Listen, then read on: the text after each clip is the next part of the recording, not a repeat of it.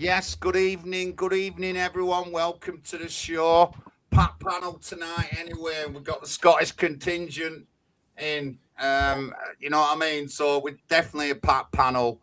And if you've read my description, we're talking about some defections to reform, Nigel Farage, some of the things I hate, probably some of the things Pat hates about the party, but we'll get into that.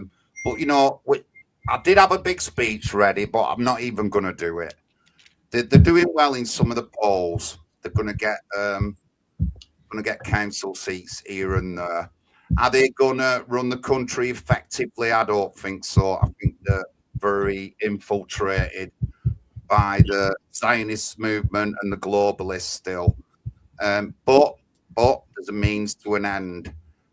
You know, why should I talk about reform? What have I got to say about reform? Well, I've talked to reform members of parliament, general election candidates, Froome, Hustings in Froome, David Swain, who was running for reform, and I questioned him on cancellation, something we go on about all the time. And I've also interviewed and talked to several other prominent councillors or members of parliament candidates as well. And I'm very interested in the whole political spectrum. And I've been talking about elections and getting more involved in talking about elections and by-elections since pre-referendum, with some of me it's coming in at the Batley by-election 2021, spent a week up there, interviewed George Galloway. When I was a rookie and nobody knew me, I turned up at a mosque in Cheetham Hill, Manchester, and questioned the Labour, veteran Labour MP, Graham Stringer. And what I did, I questioned him on the Labour Party not dealing with issues between communities, which is well known, well documented, not just in Oldham, but around the country. And my question got an eruption of applause from everyone in the room, and they were either Muslim or Jewish. So I did definitely hit a nerve there, and I have looked into some of these issues that I do talk about. But lately, we've got some defections going to reform. We've got Jenrick, who told everyone to stay inside and went breaking the rules during COVID. Proper followed it by the book. Also, Jenrick is linked to prominent Israeli businessmen as well. So we can just see the route we're going down with Jenrick there. He's definitely a global control puppet. We've got Nadhim Zahawi. Now, I wasn't going to go on about Nadhim because he weren't born here.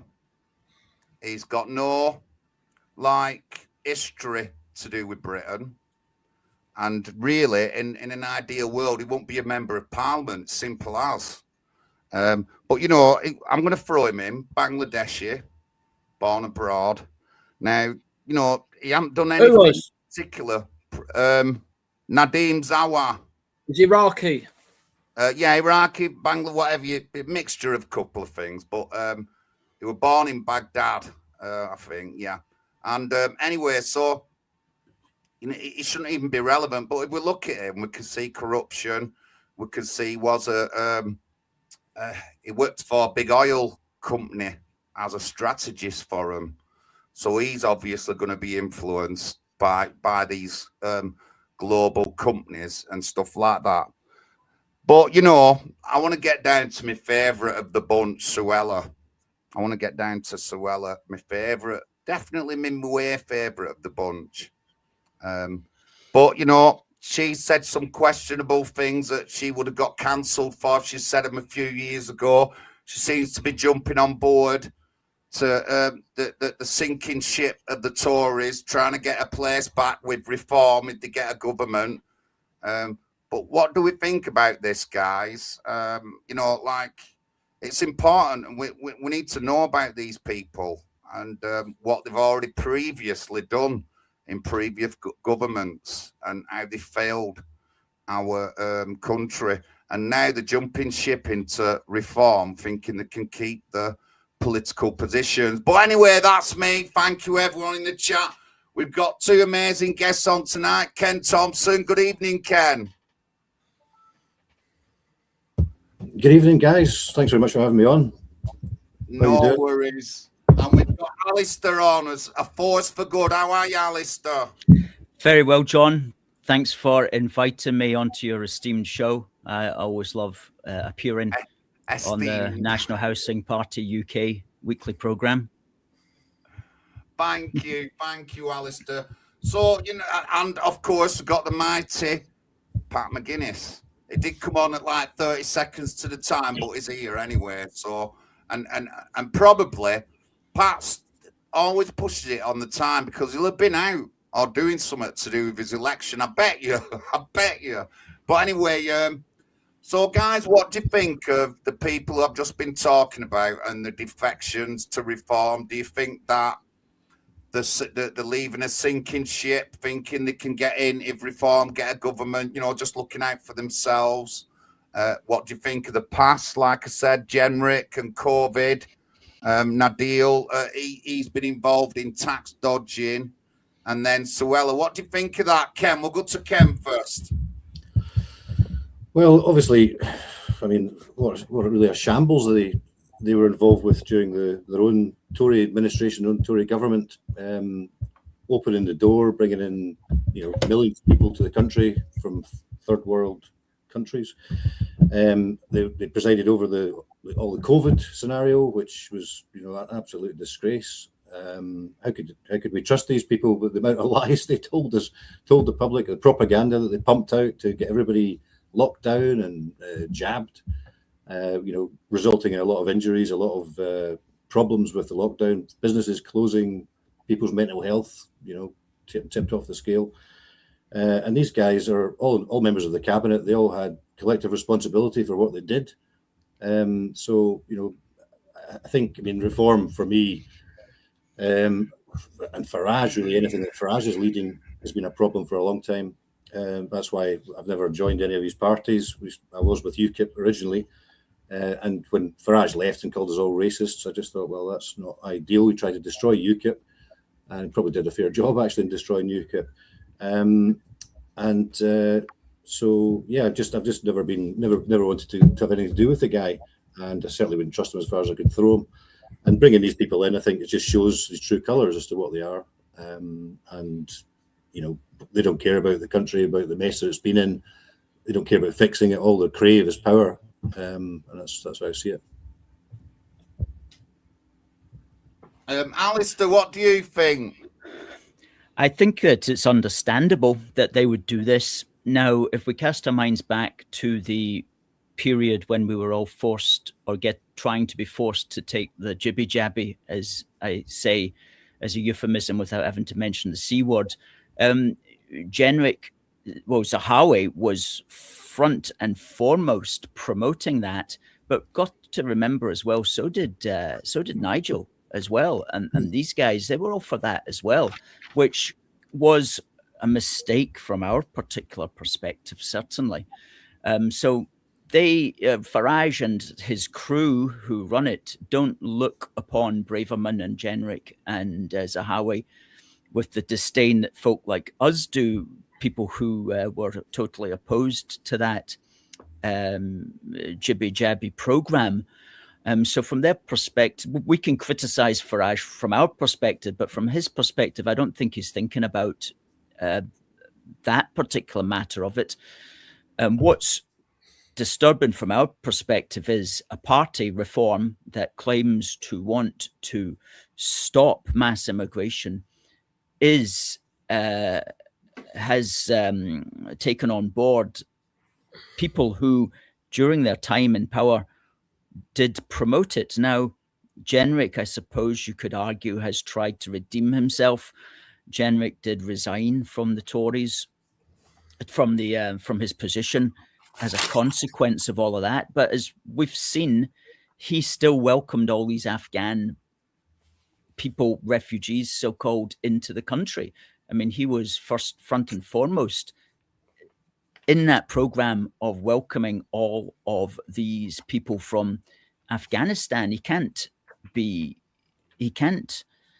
pretend that he wasn't directly involved. When we hear about terrible crimes or worse being committed by these refugees. It was people like himself, and sometimes him directly, who did bring that in to the country. So I am very nervous about that. But him and Braverman appear to have tried to redeem themselves on that matter. But from Reform's perspective, I don't know if it's a particularly good move. I can understand them again wanting people who have experience in cabinet, but is that the sort of experience that we want? I mean, how much experience does Jenrick have that somebody else can't just learn on the job within 2 or 3 months? So that's maybe what they'll say. They'll say we want Jenrick and Braverman and so on because they've got experience. But I think it must be more to do with connections. There must be connections that Zahawi has, that Braverman has, that Jenrick has, that maybe foreign connections as well, that for some reason Farage thinks will be important to him and to the party, and maybe even, in his view, to the country as well.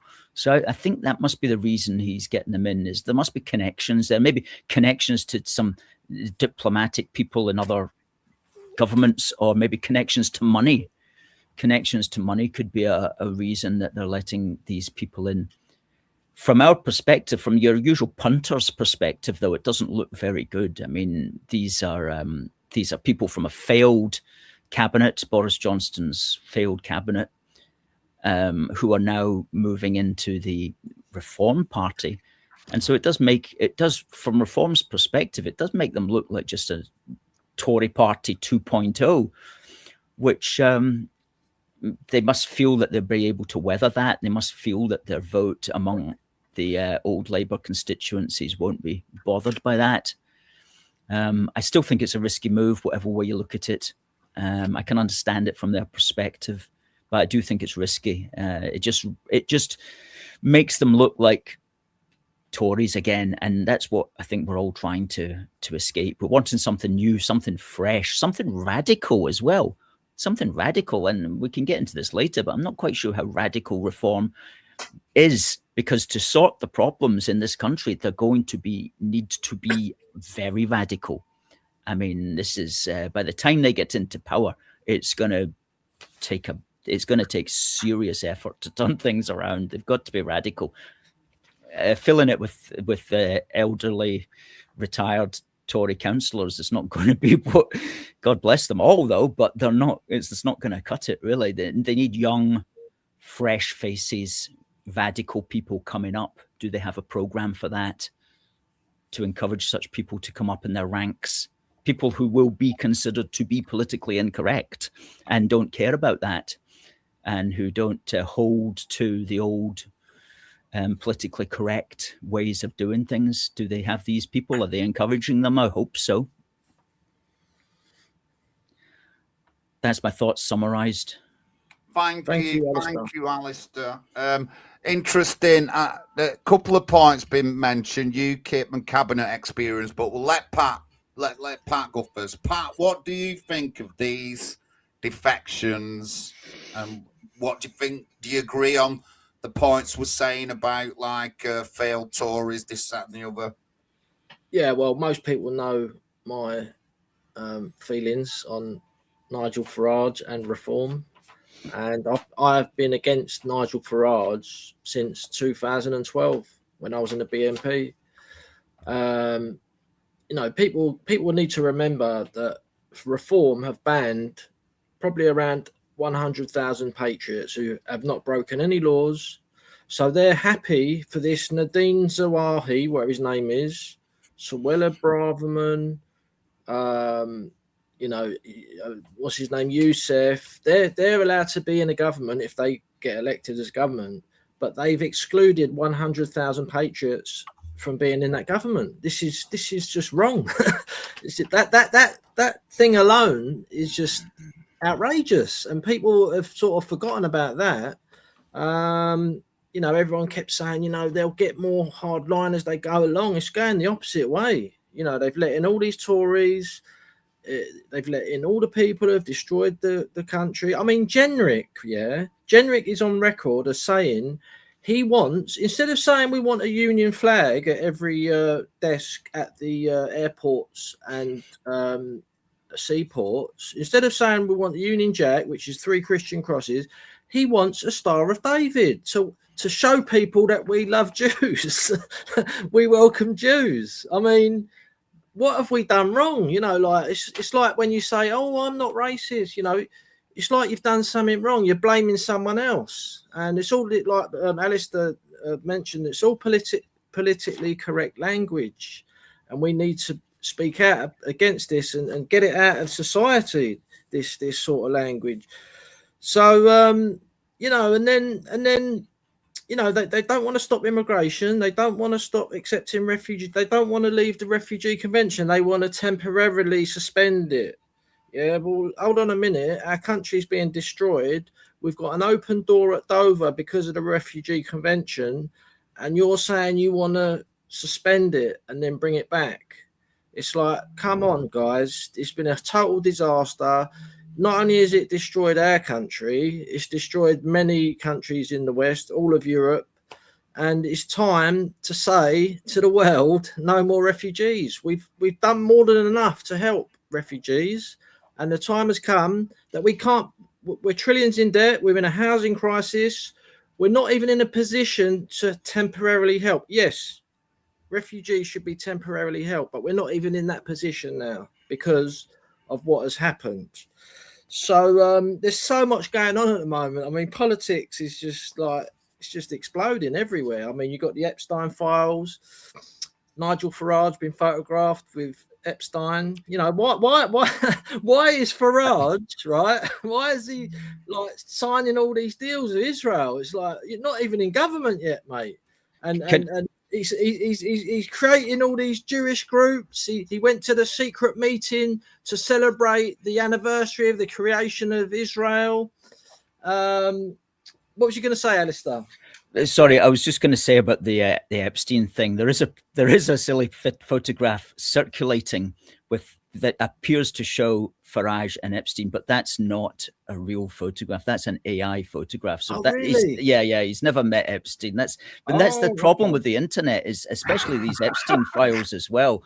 Is people are now just having games with it. Like, look who's been photographed with Epstein. And most people, including myself, of course, have a great difficulty in telling the difference. But I can tell you for a fact that's literally right. Well, thank you for correcting me there. It's also when you examine it, it's badly edited as well, because his arm seems to be going through Epstein's upper rib cage sort of thing. So but what everything else you said there is certainly a concern, and I think that he is playing this heavy Zionist angle because, you know, that's where the power is, and that's where the media power is as well. The mainstream media is not going to let you on to even GB News unless you take the appropriate points of view on that Middle East conflict, whether it's against Iran or whether it's against Palestine. That's an interesting point. Has George Galloway ever been on GB News? I don't know. That's an interesting one. Yeah, probably not to discuss those issues, though, if he's ever been on it before. Perhaps to discuss the Scottish referendum issues and things like that, maybe. Yeah. So just following on with what I was saying, so there's so much happening at the moment. So Reform become more and more moderate. They've taken in all the Tories who destroyed the country. You know, they're going to Davos. They're taking big donations from the WEF. They want to stay in NATO. They're supporting Israel 100%, even though they're committing war crimes. So they're so moderate. Another party sprung up, Advance UK, and lots of people left Reform to join Advance UK. And then the election was called in Dunton and what's it called? Denton. Gorton and Denton, yes, in Manchester. And Advance have standing a candidate, Nick Buckley. And so many people are going mental about it. Well, hold on a minute. I say Farage has only got himself to blame, because if his party wasn't so moderate, there wouldn't be a Advance UK. There wouldn't be all these rival parties. You know, that's basically, it's as simple as that. So I think Advance have got all the right. You know, what is the point in starting a party if you're not going to stand in elections? You know, they literally started Advance because they're not happy with reform. So how can you just stand out the way for a party? You've started a party just because you said they're not happy with reform. So it's going to be interesting, that one. I'm not sure what's going to happen there, but I think Nick Buckley's a brave man for doing what he's doing. And I sent him a little message, supportive message for what, because he's getting a lot of stick. And at the end of the day, you know, everyone says, you know, this, that, and the other. But Farage, I think, you know, when they get into power, they're not going to stop immigration. They're not going to stop accepting refugees. They're going to continue supporting Israel with their illegal wars. I mean, they're supporting illegal wars. It's just unbelievable. So you got Rupert Lowe hovering. Now he said he's going to start a new party. And it's like, I do like Rupert Lowe, but even Rupert Lowe said, you know, same as Ben Habib, like, oh, Labour are not supporting Israel enough when they're like massacring 50,000 civilians in Gaza. Are you sure Rupert Lowe said that? I mean, yeah, I've seen the tweets. I see him tweet it. Really, yeah. And I was very disappointed. And maybe, hopefully, he will change. But we'll see what happens. So why isn't he joining Advance? Maybe because of Tommy Robinson. Because Tommy Robinson asked Rupert Lowe to speak at Unite the Kingdom Fest. Did you say Unite the Cringe? Was he a member of Reform at the time, or no? Well, Rupert Lowe. No, he wasn't. So Tommy asked him to speak. Rupert Lowe declined. Maybe that's why Rupert Lowe doesn't want to go into Advance. So yeah, it's all looking interesting. But yeah, the cancel culture one's a big one. I mean, come on. You know, they've excluded 100,000 people from government, and they're happy to have all these foreigners in the government and not a load of patriots who tried to save the country in a legal and democratic way within the law. It's outrageous. So I'm not a fan of reform. You know, I think Labour and Conservative were finished anyway. Didn't really need reform to finish them off. So yeah, that's my stance on it. I think it's a disgrace, really, that they've let all those Tories in their party. And also, you know, for the Mayor of London, right? I personally would not be against having a Muslim or an ethnic minority stand, obviously, right? If you can't find someone in that area, if you can't find anyone, you'd be stupid not to have someone who's come forward, who supports your policies, and they're going to stand. But the Mayor of London, Reform UK, there was like hundreds of English people they could have chosen for that. This is the capital of the country, the mayor, and they chose two politically correct boxes, Muslim and a woman. And she used to be very, very woke, and she's miraculously changed. So Layla Cunningham. Yeah. Right. Well, let me just digest all that interesting stuff all round. I have got a little video coming up in a minute, but with Nigel Farage that I'll play. Then my big personal grievance will come after that to do with that man. But you know, I'm going to bring up UKIP because Bingy mentioned that, Ken mentioned earlier, and Pat mentioned, will be mentioned in it. I like the comment that Alistair made on cabinet experience. I like that. I like that a lot. I think I might briefly have said something to Pat about it, but yeah, I'm interested in that. But anyway, let's go on with that little video. But you support the idea of taking refugees who are persecuted because of race, nationality, religion. I've always believed in that, and I think, you know, this country has a long tradition of helping genuine refugees. Perhaps as a country, you know, our ability, our willingness to take large numbers even of genuine refugees is not as good as it should probably. But you have no problem with the majority of refugees coming to this country being Muslim. if people, regardless of being Christian or Jewish or Muslim, if they fit with the 1951 definition, the Geneva definition of what a refugee is, then that's the criteria we should use. And I think this country should honour the spirit of the 1951 Declaration on Refugee Status that was agreed.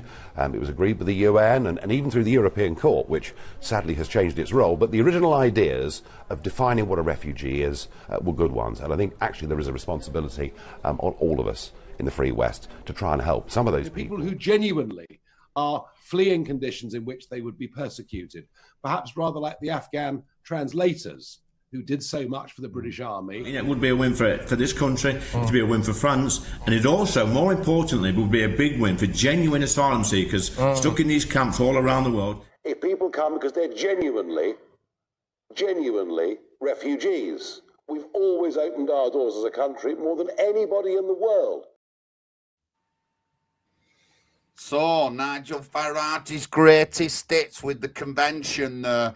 Now, Pat, did you say that Reform want to put a bit of a break on it? Is that official? Well, they sort of change their policy every month, and I've given up, keep looking at their website. So I think, why do I have to keep looking at their website? But the latest one I saw, I mean, it's ridiculous what he's saying, right? He's saying, I've seen him in a press conference recently say, look, we want to stop the boats, but we're going to continue taking refugees through the proper channels. So if any people come on the dinghies, say from Iraq or Syria or Eritrea, which legitimate claims for if you want to accept refugees, they are refugees, they could quite easily qualify that. So Farage is saying that it will take them through the proper channels, but not through the boat. So if they come on the boats, how is he going to send them back to that country if he's taking people through the proper channels from that country? He's not really thinking it through, and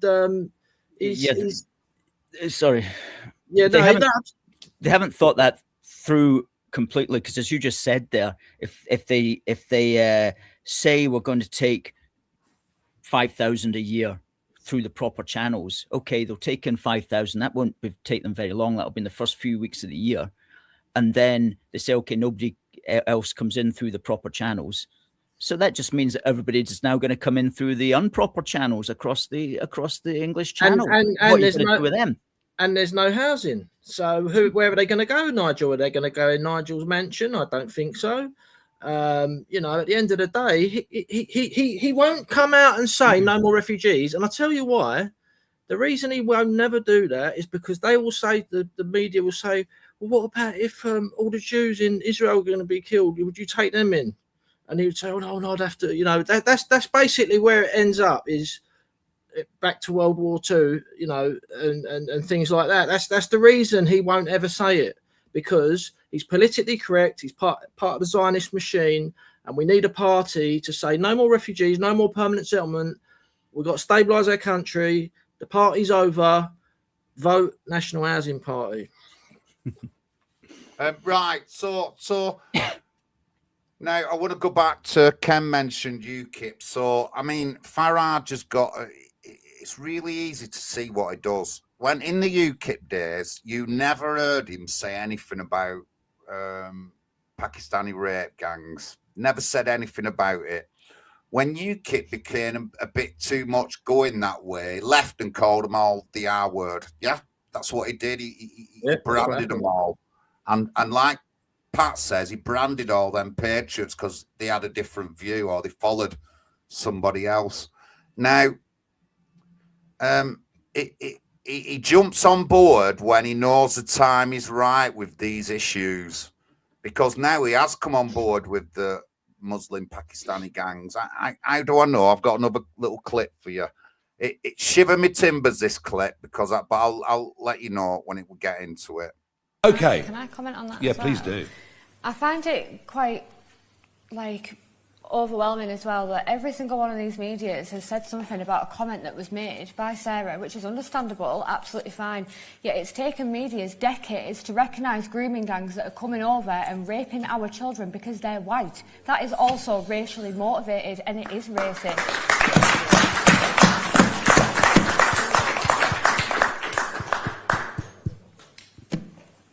100%.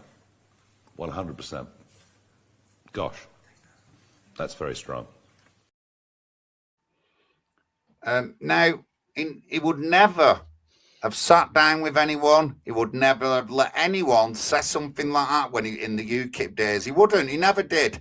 He never sat down. And you know, it's personal to me because the woman there is Ellie Reynolds. I know Ellie Reynolds personally. Big John supported her case well before Nigel Farage had formed Reform. You know, and her case is quite old. And, you know, it just winds me up that he's now sat next to her in a press conference and she says something like that. You would have never seen anyone sat next to Nigel Farage saying that in the UKIP days. He just wouldn't have been part of it.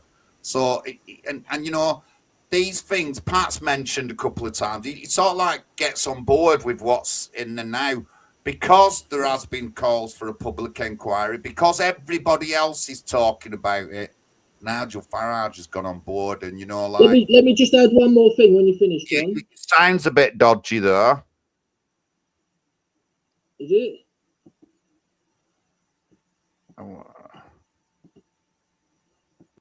Is that better? Yeah. Yeah. Shall I speak now? Yeah. Yeah. Just want to add one more thing. So it really just drives me absolutely insane when I see people like Farage and all the Reform leadership, and they got, like, when something bad happens, like when there was the attack at the synagogue. I think the guy was Syrian, yeah, who done it, and you know, Farage is saying, and there's videos of Farage saying we should let more Syrians in. He's the one who's been inviting them in, and now he's like screaming about it. He's been inviting refugees into this country for the last 20 years. He's been part of the machine to keep the door open. And then all of a sudden, people think that he's going to like say no more refugees. He's not going to do that. I mean, sorry, John. Go on. No, it was just to say that I think that to give him some credit.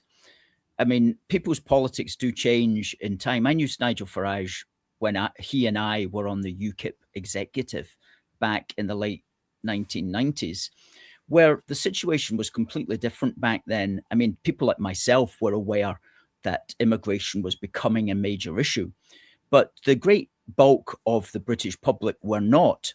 And so politicians back then didn't really address these issues because they weren't in their face. As time goes on, politicians, you know, they do develop their ideas. And I think that Farage has developed to become stronger on many of these things that previously he was not even thinking about. So I think you're right, though, Pat, that he's not the radical. He may not be able to deliver the radical change that we need. He may not even be all that bothered about doing so. But if he got into power, and if Reform got into power, then that would change the way everybody else thinks around them. That would change the political dynamic in society. And other people would then step forward who were hopefully able to do it. So, you know, I see him as a step on the way, a step in the right direction to ultimately what we need, even though he as a man is not perfect. But then who is? None of us are perfect. So, you know, I'm not a member of Reform. I don't know Farage these days. I haven't met him for 25 years, but you know, I can see his progress. Yeah, it's just incredibly frustrating because I was in the BNP. He was demonising the BNP.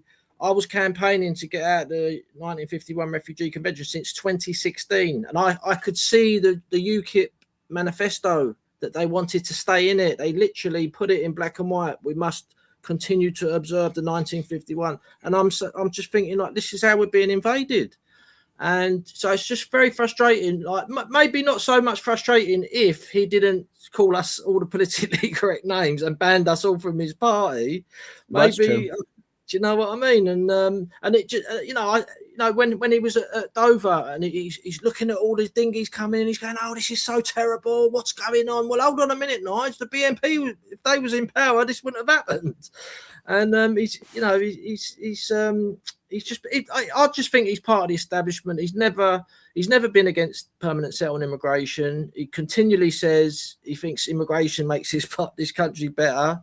And I mean, look around, guys. Has immigration made this country better? I don't think so. So, maybe if they get in, maybe it might be one or two positive things. But I personally could not vote for them because I'm banned from joining them. Maybe if I wasn't banned, I might tactically vote. But I just thought, well, how can I vote for something where they've forbidden my views and banned me from government? Basically, it's pretty bad what they've done. And right, hold on. So let's get Ken in. Ken. Hi there. Yeah, I mean, it's just Farage. I wouldn't be as charitable, I don't think, as or as complimentary as Alistair there, that he's changed his actual views. I think he just blows with the wind, and he goes with what he thinks is politically acceptable at the time. I mean, you can slag off Thatcher for many things and all you want, but she was a conviction politician. She laid down her ideas at the start, said this is what I believe in and this is what I'm going to fight for, and she didn't really budge particularly from that. I know that you may have some issues with Thatcher, but I kind of admired her for that. Whereas Farage has just been all over the place. With UKIP, I thought, I supported him in the early days when he was in the EU Parliament, trying to get a Brexit vote, leave the EU. And I must admit, I was maybe fooled into thinking that the Brexit vote, if we got Brexit, would solve a lot of the problems that we have, because that's how it was kind of portrayed in the media and by Farage himself. But you're obviously a bit of a visionary, Pat, onto the 1951 Refugee Convention, and that is really where our issues, I think, stem from. You guys are more expert on that side of things than I am. But no, I just think Farage is blown with the wind.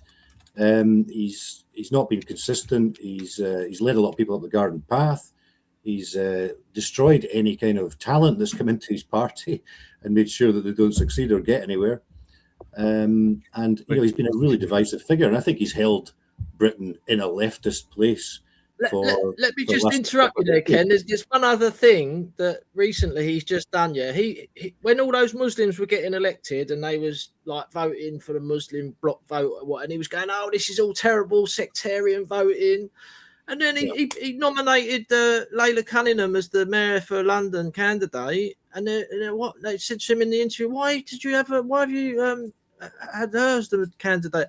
Oh, well, we're going to get the Muslim bloc vote. He's just a total hypocrite. He's just non-stop blowing in the wind. Over to you, Ken. Pure opportunism, really. Pure opportunism. I think there's no conviction there whatsoever. It's just purely opportunism.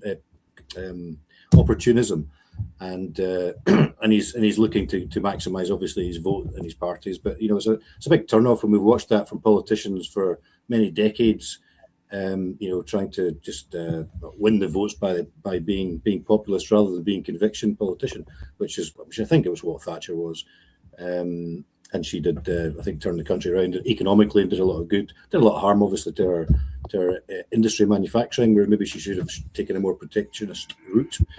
But yes, it's Farage. I just can't take him seriously as a political anorak, which I am and have been for a long time.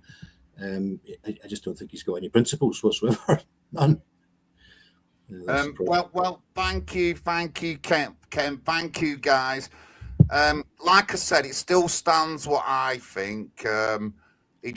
He's waited for the right time to get in, and he would never have mentioned Pakistani grooming gangs when he were in UKIP. He wouldn't want. When it started to go that way, he left and called them all names. Like Pat said, he banned them all from joining any party that's easy, and that's what he did. And it just infuriates me that I know Ellie personally, and I know her dad, and I've supported her from the beginning. And next thing, if you spoke about Muslim grooming gangs in UKIP back in the day when Farage was leader, you'd get expelled. Yeah, honestly, that's what they were like. They didn't want it. That's what I'm trying to say. But I'm going to go with Alistair a bit. I agree with Alistair. Reform are a means to an end, and I've said that from the very beginning. We've criticised them for whatever. The thing is, people are voting differently now, and I'm not bothered if there's an advance or Rupert Law does his own party, as long as people start changing to vote. And what we're noticing now is long-time voters are changing how they vote. That's why Labour have lost all these votes. You know what I mean? That's why they've lost so many votes in the country. People are changing. So it's 100%. It is a means to an end, 100 million trillion %. And even though the reform is not keen for a lot of us and all that, I do like a lot of the individuals who hold council positions, who speak out on certain things. I like them people. And they just do things on their own, and they're not good. They're not under anyone's whip. Like I said, I've questioned Member of Parliament candidates on cancellation, and David Swain, he did give me a good reply that I thanked him for, and for being honest. But that's why I questioned him on, because we've talked about it. They've cancelled hundreds of thousands of people, tens of thousands of people. Oh, no, you believe that, or you followed that person, you can't be part of our group. And you know, that is like, it's just unacceptable. And on that like level, me and Pat are like way up the roof in agreeing on that like thing that they do.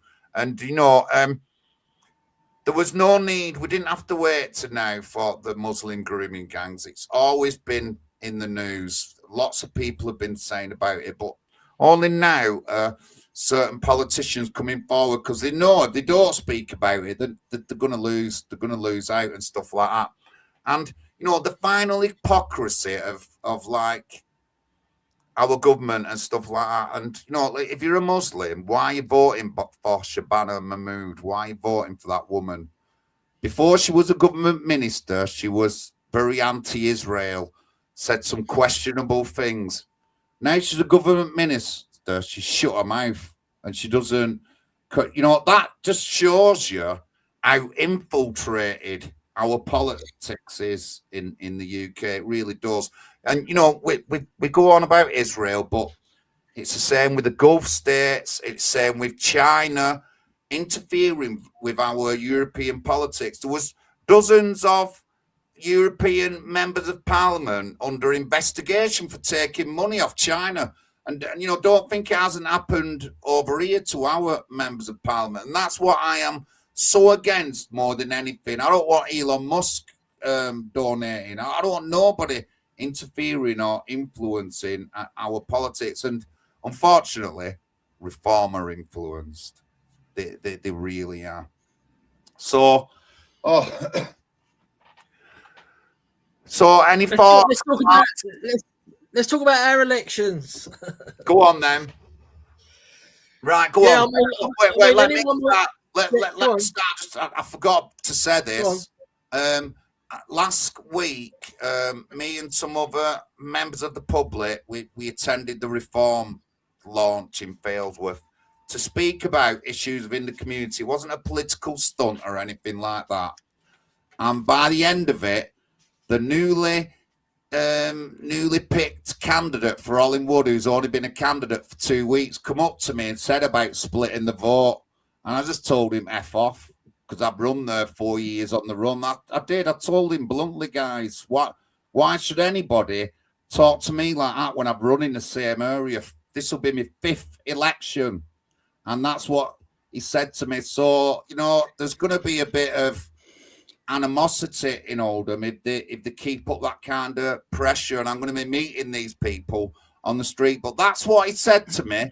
And I've run 5 elections, and this guy never run nothing in Hollingwood. He has been a councillor, but he's never run in Hollingwood. He's just been picked because he's Reform. And the attitude was, oh, it's Reform. People are going to vote for me. No, they're not, my man. No, they're not going to vote for the individual. That's what most people should do. But there you go. Go on, Pat. So anyone who's watching, you know, we've said a lot of criticism of Reform and Farage, and we're not the type of people who just go on the internet and moan about things. We actually do stuff in our party. So does Ken. So does Alistair. And, you know, I was out leafleting today in the rain. It's been raining all day in London today, 5 degrees. It's quite cold as well. And got a 2-hour session done today. I went canvassing last night for 2 hours. And I go canvassing twice a week. And I've been doing it for 3 years now for this campaign. The problem I've got is as I'm going round and round, you know, some of these estates, I've been through them 5 times, but I keep finding new people I haven't spoke to. You know, I'm worried I'm going to be driving them mad, but it's impossible to catch them all in. You know, there's thousands of people, like, you know, so every time I go round on another sweep, I find new people. And the problem I've got though is I knock on the doors where I've got yeses, and just to remind them, and they can't remember who I am. But it's okay. It's okay. But we've got the yeses. We know who they are. So on the day of the election, you know. But you know, I'm chasing them all up, and I've got an excuse to knock on the door again now. Anyway, because I've started a petition, and it was in my last newsletter about the drug problem in Covent Garden and what I think the solution is, because there's people taking crack and heroin outside people's front doors. There's needles outside the schools, and it's out of control. The police have just completely let go. They're just letting them do it. And I'm saying, you know, because in Camden, a lot of people don't realise they do have alcohol-free zones. So there's certain places in the borough of Camden you cannot drink a can of beer on the street. Right, not a lot of people know this, so they managed to enforce that. So why can't they enforce what I'm saying? Give people an automatic 4-week prison sentence if they're caught taking crack or heroin openly on the streets. I mean, that is an illegal substance. So you know, they're probably never going to do that, but it's going to put pressure on them to maybe they're going to do something else about it. But that is what the solution is. That it's been going on for 30 years. So that's my excuse to knock on the people I've spoke to twice before. I'm still getting new people saying they're going to vote for me.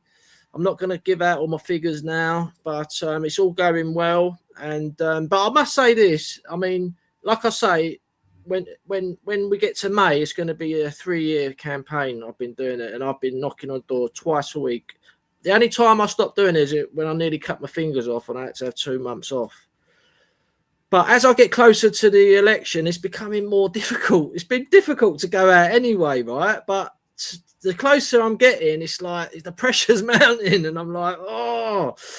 But you know, I'm just keeping to the routine, and we're going to have a big team on the day. And I think, you know, even if I lose, at least I can say I've tried, and you know, I've tried my best. And we'll see what happens. You know, I mean, I've tried to get a message to Reform, tried to you know, tactically work with each other, because if they get elected in the council, I'm obviously going to be voting with them on a lot of issues. But we'll see what happens. I mean, it's all in God's hands, and you know, I'm praying that I'm going to get a good result. And even if I can just get to May and it all goes smoothly, it's going to be a victory for me, because I never thought that I would actually see this through. When I started 3 years ago, I thought, bloody hell, I'm not going to keep this up. But the thing about it, I used to go all around the country knocking on doors for all different people. And I got to the stage where I'm like, why don't I just do this for myself in my own area? Let's go for it. Because as a lot of people know, I stood in 2022 just for a practice run. And the response I got was so positive and just unbelievable I knew I had a chance to win. I didn't think I had that chance because we're in a Labour stronghold. It's Keir Starmer, and Labour have just said they're going to put the leader of the council in my ward because they think it's a safe seat, and it's going to be an incredible election. So just remind me, what year is it? It's not this May, is it? Yeah. It's this May 2026. Right. Yeah. Right. Yeah. Okay. Right. Every 4 years. And if I win, they're stuck with me for 4 years. But I've got a sneaky feeling they might say, "Oh, we're going to change it to every year." Well, that's what it is. Not going to be. That's what it is in mine. It's 3 elections in 4 years. It's exhausting. But you know, Pat just said then about his previous experience. So where have I got previous experience before we even started the party? I did Rowley and Regis for Paul Rudge when he was doing For Britain First, and he did come third. Really shocked the ward. I also did Barnsley for another mate of mine and spent a week up there while he ran as an independent. So before I even started the party, I'm already comfortable knocking on doors, talking to people in the street. It's some of the skills that like me and Pat have developed coming up to when we started the party. You know what I mean? And I'm extremely comfortable in nearly every situation. So you know we've got some experience on that side. Now you know what would make me a good counsellor. Well, I work well together as a team. I work good. I've got my good own initiative and stuff like that. I think outside the box. I'm honest as well. I'm honest, and you know I want to help people. I'm not in it to help myself. I want to help my community to therefore better help our country and everybody within our community. You know, 90%, 95%, 98% of the people in my ward can't be bothered about war. They're not interested in Ukraine, Russia, Israel, Palestine. They're not interested in any of these things. And what it is, we're always forgotten. We're always forgotten because these things are top priority on news and no one says about anything else. You know what I mean? It's just ridiculous. And we do need change in our country. And I do think that everyone getting involved, whether you're a Reform Workers' Party candidate or anything like that, is good for the overall thing to get people voting differently. And that's what we need to do. We've always mourned, guys. We've always mourned that Labour Tories. That's what we've mourned for like 20 to 30 years. But now there's like 5 parties that can be part of a government. So, and I think that's a positive thing for the rest of the country. That's what I do. I want to hear about the Scottish elections. Yeah. Well, go ahead, Ken. Tell us about the ADF and what its plans are. Yeah, we've just, well, I suppose for the last two or 3 years, we've been just travelling around a lot of focusing on really groups rather than individual constituencies, trying to raise a team as well with people who will stand in constituencies, which we've done. I think we've probably got about 6 at the moment for the ADF, a couple for Freedom Alliance. There was, I think, 6 that Sovereignty were standing. Sovereignty have now exited the Belmont, which is probably not a bad thing for the unionist element of our group and the parties there. I think that could probably be our advantage. I've always said to Sovereignty that we should be standing against each other because they could be hoovering up SNP votes while we hoover up Tories, Labours, Liberals, whoever, the Lib Lab con. So that was the kind of plan. They've been around a lot of events and demonstrations and all the rest of it, and making contacts and building support. We're about to go to towns and put on some meet and greet with a tent and our leaflets and a bit of music actually as well, a bit of music and a few speeches. So that's how we're going to tackle some busy areas of the towns, and also we've got leafleting to do as well. We've got leaflets to get organised within the next week or so, and then we'll be out delivering full scale, every other day probably, or every day even. So yeah, it's obviously our first outing in Scotland. We are really building towards the councils in 2027. So what we're doing here is to try and identify people who are willing to support us, work with us, fight for us, and obviously stand and obviously build working relationships with other parties who have got good people in them. Love to work with Alistair, he's got the right idea about just everything. NHP are brilliant as well. And some of the other parties that we work with. There's a few others that we're talking to that we'd like to sort of bring them in, who basically have the majority of the same ideas as we have.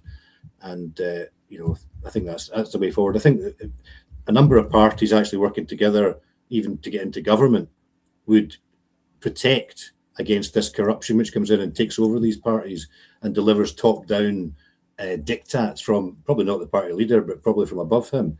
But if it's a group of parties, I think that's more powerful and stronger and more secure. And that's what I would advocate that we do, pull together and fight as one, basically. So that's where we're at the moment with ADF Scotland. Aye. Well, just if some of your viewers might not know that the Holyrood elections, they're on the same day as the Senate elections, and it's the 7th of May, also the same day as the English Council by-election, English Council elections. In Scotland, we elect 129 MSPs.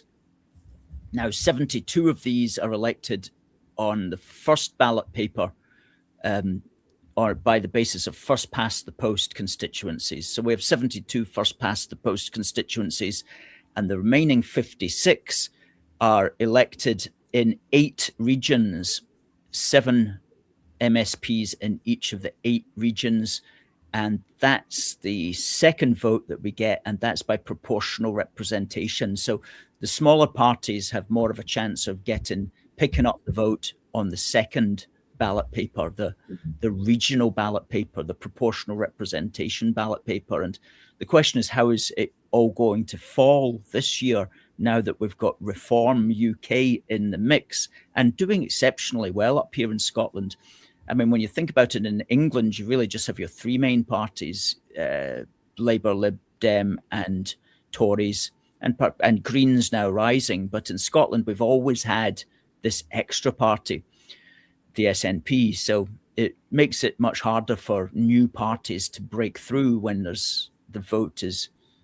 when the SNP are so strong as well. So according to the latest polls anyway, what does this say? Reform boost as Scots dismayed by PM Keir Starmer. And this is a poll just taken a couple of days ago that says that unfortunately the SNP are on course to return 60 MSPs of the 129. Now that's not a majority. A majority would be 65. But what's particularly interesting is in second place, Reform with 23, and then Labour with 15. So Reform UK polling at the moment above Labour.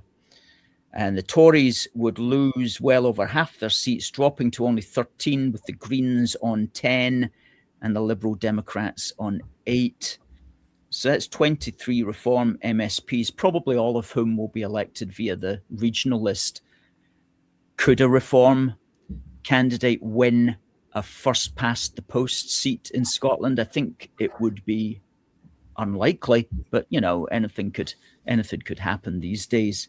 But so Reform are on course to do, relatively speaking, very well, but it does look like we're almost certainly going to get some kind of SNP winning most of the seats. Hopefully not an overwhelming majority of the seats. That would be very bad.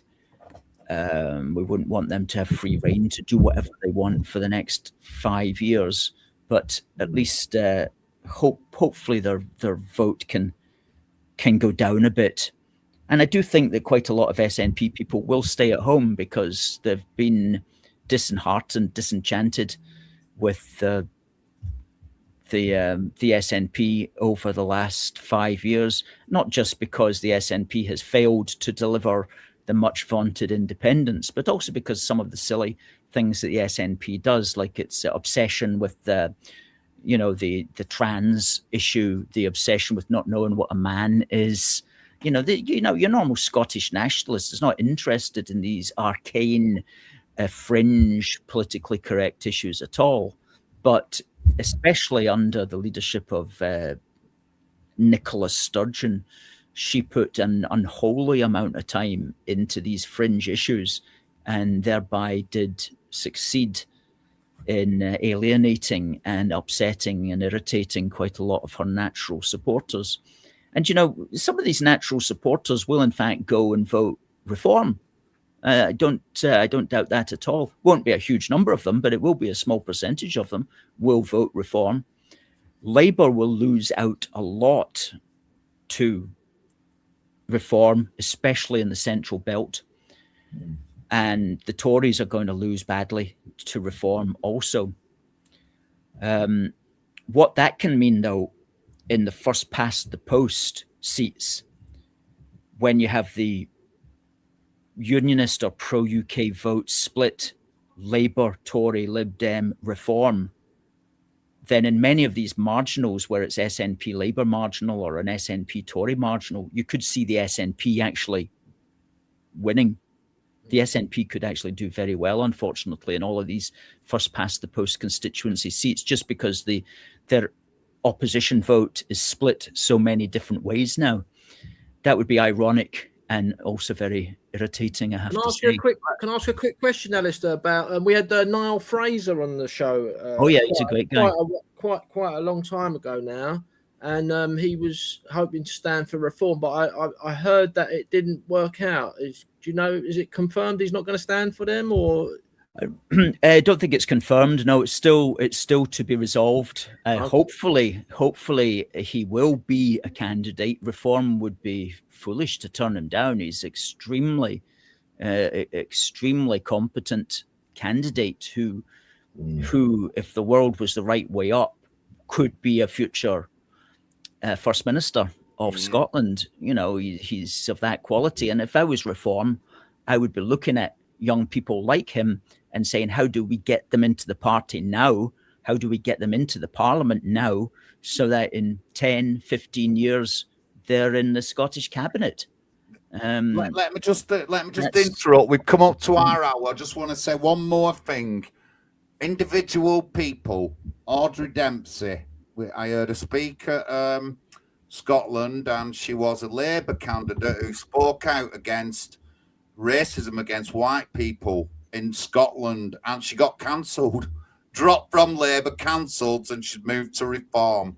Very brave lady to speak like that in Scotland, because Scotland are notoriously unwilling to admit that things like that go on, especially if you know about Chris Donald case. It's just unbelievable. But I heard her speak in at Glasgow Green. Great speaker, well said.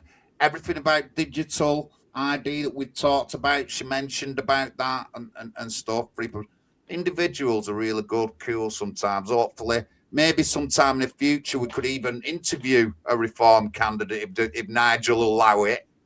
You know what I mean? Maybe, or something like that. But anyway, thank you very much, everyone, for getting involved and tuning in. We've had a good response.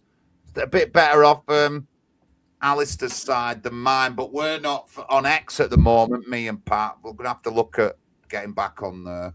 But thank you. Interesting talk. You've heard the ups and downs, and, you know, more or less agree on everything. Some things get my wick more than others, and I talked about that, how I know victims of child sexual exploitation, and Farage is jumping on the bandwagon. He's jumping on the bandwagon, and a lot of them have. And my personal experience there is that someone who's standing for Reform thinks he can come over to me and say, oh, John, we're going to split the vote. I've ran 4 elections consistently, and this is my 5th election. Why would I stand aside for anyone, especially a parachuted in Reform candidate? But any last words, guys? No, just a quick one, you know. Get involved, join the smaller parties is my advice. Things are going to change in the next few years. And I think, you know, it's sliding to the right and there's nothing they can do about it unless they actually like instigate a full-on dictatorship, which could happen if they declared war on Russia or something like that. So, yeah, just keep the faith and come and join us if you want to join us. You can go to our website, nationalhousingparty.uk, £22 a year to join. Even better, stand as a candidate. It's not too late to stand. We could still do it if you wanted to stand, or even if you want to just speak to us about it. But we encourage people to stand in elections. Even if you don't stand for us, just join the party you're thinking about. Go for it. Don't be scared, because I was scared when I first stood, and there was nothing to be scared of. So have faith in Jesus, and you can't go wrong. Thank you. Ken, Alistair, any last words? Just thanks very much, guys, for having us on. Brilliant, great chat. Good to set the world to rights about Reform. Yeah, and again, just adfparty.uk is our website. We'll join us. We're still looking for candidates to stand. And adfscotland.net is the other one that we've got to go at the moment. So yeah, give us a shout if you can, if you're interested. And Well, finally, Alistair with his great polling statistics and all that lot. Well thought of, and it's just dead complicated in Scotland, mate. It is. yeah, well, we will survive, no question about it. Thanks for having me on. And also thanks, as I've said to you before, it was Pat that put me on to the importance of the UN Refugee Convention and why we needed to leave that. And in fact, so inspired me that I actually did write this book called Protect Our Country. Enough is enough, basically. Policies to stop mass immigration. And we've got a couple of chapters exactly on the UN Refugee Convention, how to get out of it and what to do instead. Oh, there you go. Fantastic. And Where's so mine? basically all you need to do is go on to amazon.co.uk and search for Protect Our Country, and it'll be the first thing that comes up there. And thanks to you guys for putting me on to the importance of the UN Refugee Convention in all of our troubles. Thank you, Alistair. Thank you, Ken. Good night, guys. See you all Good night. next week, 8 p.m.